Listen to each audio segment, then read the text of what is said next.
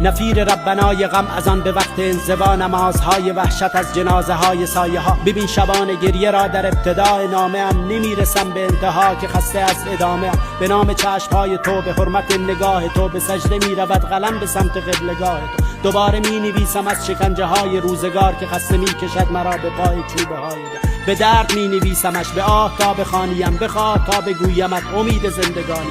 زمانه میبرد مرا به پرتگاه زندگی و بسته دور گردنم همیشه یوغ بردگی. شبانه کوچ میکنم به سرزمین خاطرت، به خاطرت شدم شبی پرنده مهاجرت. دوباره دیو قصه ها خزید لای دفترم، تمام شعرهای من شکست پیش باور. سکوت میکنم ولی غمی به قدر آسمان، ببین که زخم میزند به بند استخوان.